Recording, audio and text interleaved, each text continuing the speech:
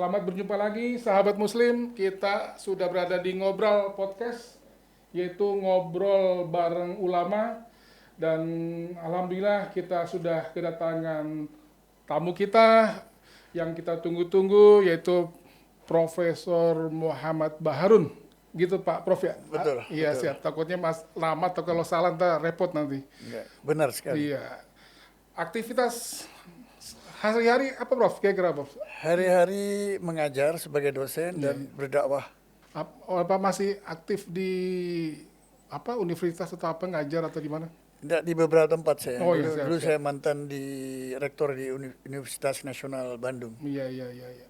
Ngomong-ngomong di MUI masih gabung loh. Saya sudah purna ya, Iya iya. sudah dua periode. Iya. 2010 sampai 2020 kemarin saya sebagai ketua komisi hukum Oh siap di siap MUI siap. Pusat. Iya iya. Prof nih ngomong-ngomong nih Prof, ya kan seperti ini kan masih 2 tahun lagi nih 2024 ya kan untuk tapi suasana pemilu tuh kayaknya sudah mulai menghangat nih Prof. Atau apa? Kira-kira kenapa nih Prof ininya? Apa sudah mulai ada menghangat seperti ini Prof? Ya, hangat-hangat seperti ini sudah penyakit kambuhan Oh sudah. penyakit kambuh. Tiap Kok bisa penyakit kambuhan Prof? Ya, tiap 5 tahunan begitu, Oh menjelang gitu ya. menjelang pilpres, kemudian pemilu, pilkada, kan mesti biasa Iya iya hangat-hangat. iya iya iya iya. Iya. Ya, asal terukur nggak Oh apa-apa. serukur nggak apa-apa ya. Tapi kira-kira menurut Prof sendiri karakter pemimpin seperti apa yang memang nanti 2024 itu dari rakyat bangsa khususnya umat Islam yang memilih yang diinginkan lah kira-kira seperti apa Prof?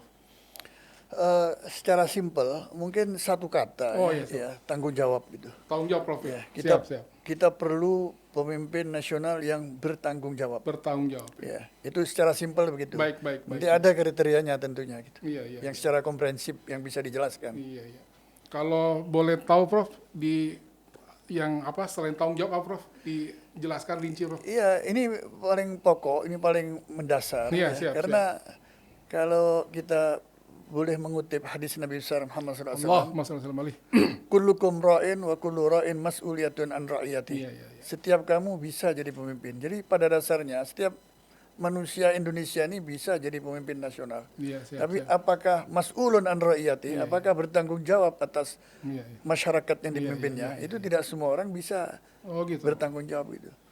Kullukum ra'in ini jamaknya semua Semua bisa ya, jadi. semua bisa. Wa kullu ra'in maksudnya, dan Iya. setiap pemimpin itu bertanggung jawab atas masyarakat yang dipimpinnya. Iya iya. Nah, apakah kita sudah punya pemimpin yang siap bertanggung jawab Iya, iya. segala-galanya Iya, iya. untuk masyarakat? Siap Itu siap. masalahnya. Nah, kalau siap bertanggung jawab berarti harus memenuhi kriteria. Iya iya. Nah, kriteria itu nanti bisa dijelaskan secara komprehensif seperti apa. Jadi kira-kira siapa yang bertanggung jawab Prof untuk apa untuk dari bangsa ini untuk melahirkan seorang pemimpin dari rahim umat Islam Prof? Kira-kira bagaimana Prof ininya? Ya, siapa saja yang bisa memenuhi kriteria 4 itu. Ya. Tadi kan baru satu Prof bertanggung jawab. Mungkin ada yang lain Ya, Prof. bertanggung jawab itu secara Umum, umum, ya, ya. siap. Generiknya itu Iya, secara siap. umum itu. Nanti ada secara khusus adalah 4 itu. Pertama sidik ya. Sidik ya. Iya, kemudian amanah ya. Iya. Tabligh fatona. Iya, iya. Sidik artinya harus jujur. Jujur ya. Ini yang paling utama dan pertama kejujuran. Di dalam Al-Qur'an tuh disebutkan yang khitabnya itu kepada orang yang Iya, bertakwa. iya, iya, iya. Ya ayyuhalladzina amanu ittaqullaha wa qulu qawlan sadida. Iya, siap, siap. Yuslih lakum a'malakum wa yaghfir lakum dunubakum wa man yuti'allaha wa rasulahu faqad faza fawzan adima. Jadi yang ditujukan kepada orang yang bertakwa. Orang-orang yang bertakwa itu pasti mampu melakukan sesuatu kejujuran. Iya iya iya. Iya. Kejujuran ini kan nilai-nilai universal di dalam Islam. Yang boleh jadi pemimpin kita itu ya orang apa namanya orang bukan bertakwa ya misalnya. Tapi mungkinkah dia memiliki kejujuran sebagaimana yang dimaksudkan dalam ayat ini? Siap siap. Nah, karena kata kuncinya itu pada kejujuran, Jujur. sidik itu. Dimulai dengan bertutur kata yang benar.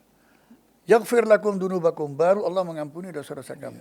Wa man yuti'illaha wa rasulahu, kemudian disusul dengan kalimat berikutnya, Iya. barang siapa yang bertaat kepada Allah dan Rasulnya, faqad faza fawzan adima, maka dia akan memperoleh kesuksesan dengan sukses yang besar. Baik. Jadi kesuksesan itu bisa dicapai melalui pintu kejujuran. Iya. Tapi kan Prof, untuk kejujuran ini sekarang ini langka Prof.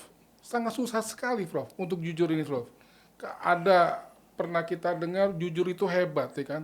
Ternyata jujur itu ternyata justru sudah tidak hebat lagi Prof. Gimana Prof? Ya, kita jujur malah justru dipanggil, malah atau bagaimana kita menyampaikan sesuatu kebenaran. Akhirnya kan menyebabkan masyarakat itu menjadi was-was gitu Prof. Ingin menyampaikan kebenaran yang hak, sampaikanlah yang hak walaupun itu tidak nyaman. Itu gimana Prof? Ya, jadi kejujuran itu memang harus begitu ya. Iya. Artinya kita berkata-kata yang benar belum tentu orang lain itu bisa menerima. Oh gitu. Jadi ada risiko Tapi juga, ada risiko ya. Ada risiko pasti itu. Iya. Tapi model siapa yang harus kita tiru itu? Iya, Tapi harus ada role modelnya. Iya. Role modelnya adalah Rasulullah. Subhanallah. Allahumma shalli alaihi. Allahumma shalli alaihi. Iya, Rasulullah itu adalah role model yang bagaimana cara jujurnya Rasulullah SAW. Iya. Sehingga ketika di zaman Mekah, jangankan teman, lawan itu juga mengapresiasi pada Nabi. Sehingga karena kejujurannya lah maka beliau itu pada usia yang sangat muda diberi kepercayaan untuk menyelesaikan silang sengketa di antara suku-suku yang ada di Makkah waktu itu. Siapa yang mau meletakkan Hajar Aswad? Oh iya benar. Stop. Satu kata ada kejujuran. Iya. Ya, ini kejujuran ini memiliki nilai-nilai universal. Iya. Jadi siapapun yang jujur pasti sukses. Iya, siap. Ya. Karena ini nilai universal yang terdapat di dalam ajaran Islam. Iya. Nah, yang kedua keadilan ya. Nah, apakah pemimpin itu memiliki rasa keadilan? Nah, karena ini juga nilai universal yang lain di dalam ajaran Islam.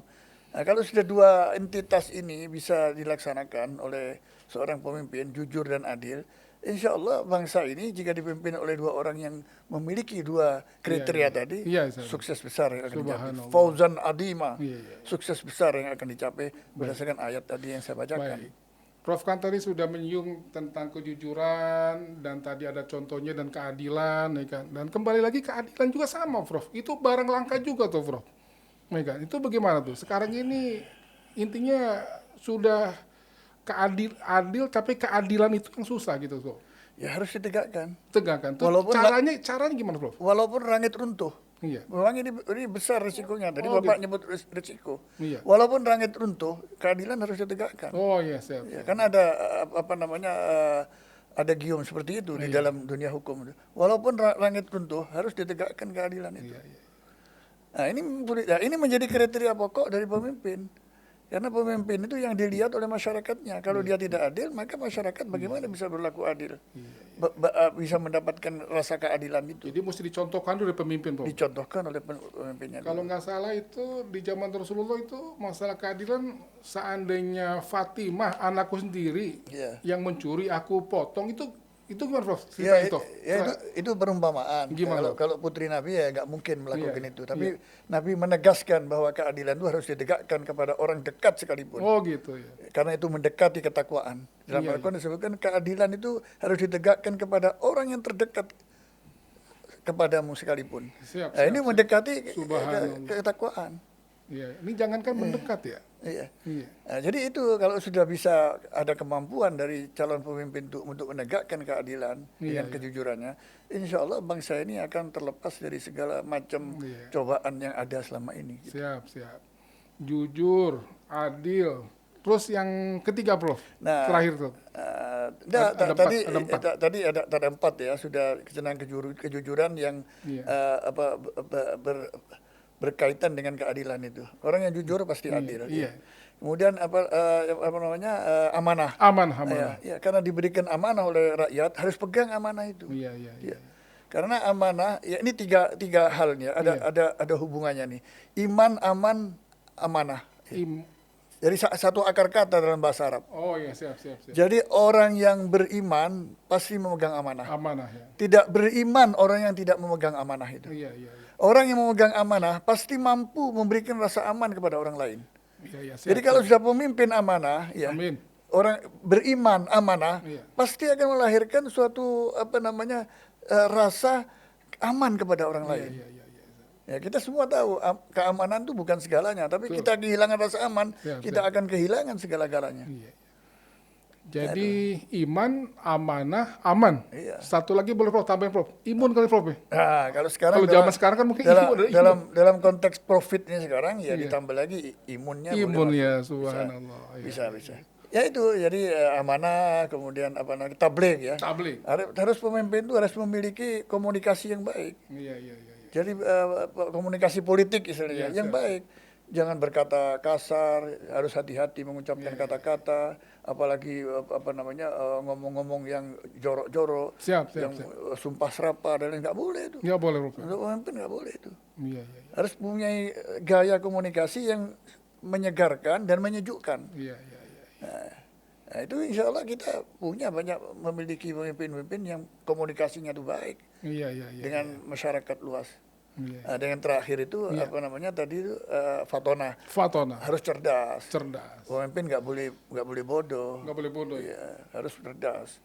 Menurut Prof, ini maksudnya kira-kira apa dari kan udah mulai muncul nih beberapa yang akan ini kira-kira kepemimpinan yang memang dimiliki sekarang udah ada nggak yang seperti itu tadi, jujur, tanggung jawab, atau belum, atau masih jauh, atau bagaimana Prof? Ada.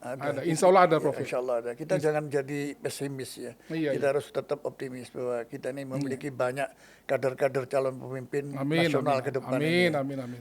Tinggal bagaimana kita menjaringnya. Setuju, setuju. Saya kira perlu peran ulama untuk apa namanya menjaring kader-kader kita untuk menjadi pemimpin nasional gitu Pak. Iya, iya. Nah, itu saya tertarik ke sistem yang diterapkan di Iran. Bagaimanapun saya satu hal tidak setuju dengan doktrin Syiah yang mengkafir-kafirkan sahabat, mengkafir-kafirkan istri Nabi dan lain sebagainya. Al-Quran mengalami tahrif dan lain sebagainya.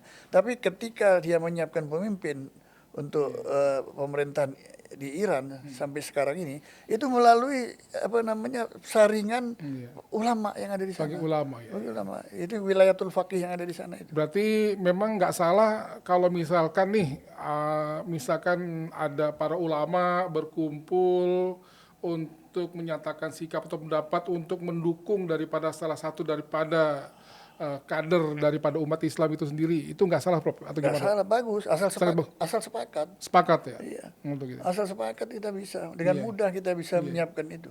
Iya, iya. Iya. Banyak kader-kader kita dari ormas-ormas ataupun dari secara individual, ada yang berprofesi pengusaha, ada cendekiawan muslim, ada juga dari aktivis dan lain sebagainya. Itu kan semua adalah calon-calon kita semua itu.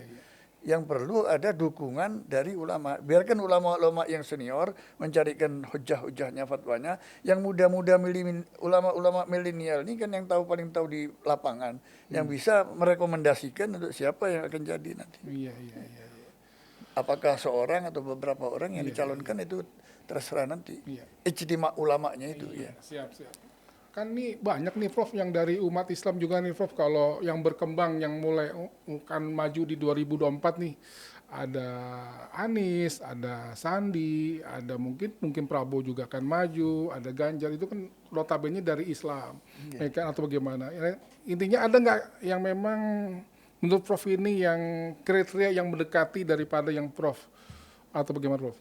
Ya, dari ulama lah mendekati lah, walaupun tidak seperti Rasul atau gimana. Iya, tapi kalau saya lihat dari calon-calon yang ada, lihat dulu ibadahnya bagaimana, takwanya. Ini sesuai dengan sila pertama kita, Pancasila. Sila pertama kita Pancasila itu kan ketuhanan yang Maha Esa. Nah, bagaimana implementasinya sila pertama ketuhanan yang Maha Esa? Ya ibadah kalau dia Muslim. Kalau dia Muslim ya ibadahnya bagaimana, ya kemudian sholatnya, sedekahnya, human relationnya, silaturahimnya, dekatnya kepada masyarakat dengan rakyat, itu kan menjadi salah satu kriteria yang bisa direkomendasikan. Kan? Ya, tapi jangan memilih orang yang misalnya ya mohon maaf ya, tidak pernah sholat, masa kita tidak pernah sholat, jauh dari masjid, tidak pernah mendukung kegiatan keislaman. Siap. Apalagi yang fobi terhadap Islam ya jangan dipilih. Kalau yang fobi terhadap Islam. Nah, justru yang dekat dengan umat. Ya, saya kira banyak itu yang begitu. Begitu Pak Dedi. Iya, siap. Kalau sekarang ini kan nggak sedikit nih yang para politisi yang mendatangi tempat-tempat daripada keagamaan, guru besar agama, atau ke pesantren atau apa. Itu menurut Prof itu gimana, Prof? Nggak salah, kenapa? Cari Nggak. dukungan kan halal saja. Nggak ada masalah. Iya, iya. Yang didatangi para tokoh, para ulama kan tentu melihat ini kriterianya masuk apa tidak. Iya, iya. Ya silaturahmi apa salahnya? Iya, iya. Ya kalau itu kriterianya masuk, ya saya kira wajib didukung. Iya, iya. Nah, kalau kriterianya nggak masuk, ngapain dipaksa-paksakan untuk didukung? Malah menjadikan mudorot bagi masyarakat. Ini kan suatu fenomena juga nih, Prof. Kita Indonesia mayoritas umat Islam.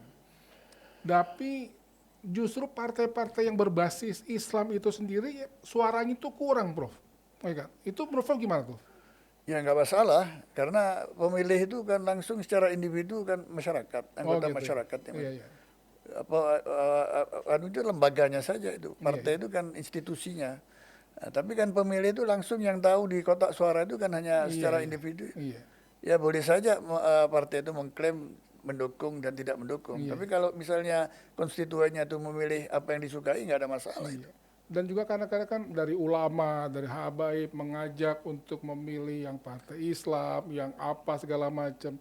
Itu kayaknya dari umat kayaknya kurang perhatikan atau gimana? Itu fenomena apa tuh? Gitu. Ya, saya pernah mengatakan bahwa Majelis Ulama beberapa tahun yang lalu mengadakan Kongres Umat Islam di Yogyakarta. Itu mengundang partai-partai. Iya, iya. Setiap kongres itu partai-partai Islam atau partai-partai berbasis Islam itu diundang, diminta masukannya. Iya, iya. Tapi ya tetap saja tidak ada perubahan. Gitu. Oh, iya, iya. Tidak ada perubahan dalam arti tidak bersatu bagaimana menyuarakan sesuatu untuk kepentingan umat Islam, Amin. bukan untuk kepentingan partai. Siap, siap. Saya kira beberapa kali sudah dilakukan, tapi kok belum ketemu range-nya itu. Titik temunya itu belum ketemu. Nah, kalau itu sudah bisa disepakati, ini luar biasa dahsyat ini. Subhanallah. Untuk ini. Tapi kalau memang tidak, ya sudah apa boleh buat, ya kembali kepada kedaulatan itu kepada masyarakat. Oh iya, iya. Warga masyarakat lah yang menentukan pemimpinnya nanti di luar partai. Bukan berarti suara ulama itu kurang didengar, Prof, bukan ya? Ulama fungsinya hanya mengarahkan aja. Iya, siap. Bahwa ini loh yang terbaik, ini yang diarahkan untuk dipilih. Iya, iya. Ya, bukan artinya kan institusi ulama kan bukan partai. Iya. Ya, secara undang-undang kan bukan partai itu. Tapi punya hak ulama itu mengarahkan umatnya untuk memilih yang terbaik. Siap. Kalau boleh mungkin Prof nyebut nama, kira-kira siapa sih yang memang calon atau kandidat yang bermunculan ini yang memang mendekati lah atau seperti itu?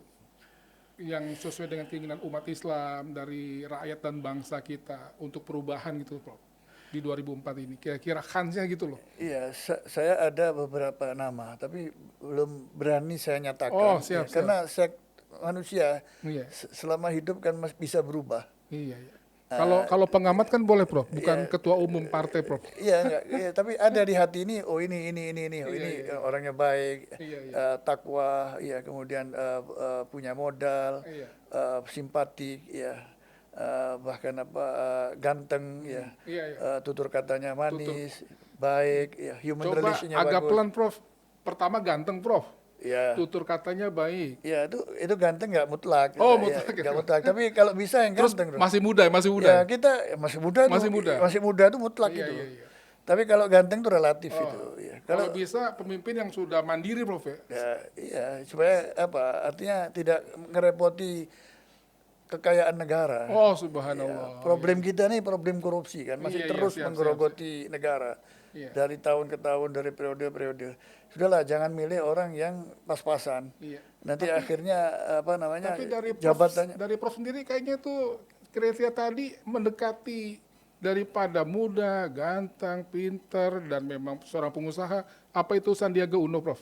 Bisa masuk itu. Bisa masuk. Tapi serius, kan kita nggak tahu. Ya, itu salah satu bisa masuk. Seperti ini, Prof. Contohnya, Prof. Ini. Nah, ya itu kan. Wah. Siapa mengingkari kegantengannya itu? Iya, siap. Selalu tersenyum, baik, ya. Ini bisa, Ini kita tersenyum, beliau tersenyum juga nih, Prof. Iya, perlu didukung. Jangan-jangan beliau lagi denger nih, Prof. Mudah-mudahan aja. Iya, siap. Iya. Jadi, saya kira ini salah satu yang perlu direkomendasikan oleh umat ini. Umat ya, Iya. siap-siap. Berarti ini beliau nih bisa masuk milenial dan di kolonial masuk juga Prof. ya? Udah milenial dan kaum tua itu Iya, bisa maksudnya kaum Prof itu kan juga. kolonial Iya. seperti kita ya. Kolonial. Bisa. Saya kira belum ada yang menanding ini. Tapi kalau ada yang lebih baik dari ini ya yang lebih baik. Tapi saya nggak yakin ada yang lebih baik. Subhanallah. Mudah-mudahan kita ketemu pemimpin yang lebih baik Prof ya, untuk ini. Terus kira-kira dari Prof sendiri, dari beliau memang memenuhi ya untuk ini ya? Memenuhi kriteria. Iya. Makanya saya nggak menyebut nama, takut berubah. Iya, siap. Saya ada perasaan, wah ini boleh juga nih Sandiaga Uno nih. Iya. Tapi apakah nanti menjelang 2024 itu berubah? Ya kan kita nggak tahu. Nah, tapi untuk saat ini ya saya kira belum ada yang bisa menandingi track recordnya itu belum. Iya. Ya mudah-mudahan saja kita doakan lah. Begitu Pak Dedi. Iya, baik Prof. Iya. Jadi memang suasana pemilu walaupun 2 tahun lagi, tapi memang sudah mulai tidak sedikit daripada relawan-relawan yang mendeklarasikan daripada calon atau kandidat atau semangatlah daripada ini untuk ini. Mudah-mudahan kita akan mendapat daripada pemimpin baru yang memang juga diterima di segala kalangan, tidak hanya sekedar umat Islam, milenial dan semua lapisan, dan juga yang sedikit daripada kontroversi lah ya Prof ya, untuk ini ya. Tapi maaf Pak Dedi, saya potong. Siap. Ngomong-ngomong, apakah Pak Sandiaga Uno itu mencalonkan? Kok nggak ada suaranya? Kalau yang lain sudah deklarasi semuanya itu hampir berapa figur tuh deklarasi. Tapi beliau kok nggak ada? Apa beliau mau mencalonkan 2024? Kalau saya juga belum ketemu dengan beliau dan memang ya mudah-mudahan sih saya berharap walaupun beliau belum muncul, tapi antusias daripada ulama kiai yang kita tahu dari media udah beberapa tempat mendeklarasikan beliau dari istimewa ulama, mungkin dari media. Kalau nggak salah di Jakarta sudah deklarasi, di Medan deklarasi, Jawa Barat, dan mungkin seluruh Indonesia dari relawan istimewa ulama, dari ulama akan mendeklarasi beliau. Karena untuk sementara ini mungkin seperti Pak Bahrun juga, memang kita berharaplah milih pemimpin yang terbaik dari yang baik yang lainnya untuk ini seperti itu. Serasa mungkin cukup sekian daripada sahabat Muslim, bincang-bincang kita oleh Profesor Muhammad Baharum, dan mudah-mudahan apa-apa yang didapat dari beliau dapat bermanfaat pada kita semua, sahabat Muslim. Demikian ngobrol bareng bersama ulama. Sampai berjumpa dengan waktu dan tempat yang lain dan frekuensi yang sama. Demikian, wabillahi taufiq wal hidayah. Wassalamualaikum warahmatullahi wabarakatuh. Waalaikumsalam warahmatullahi wabarakatuh.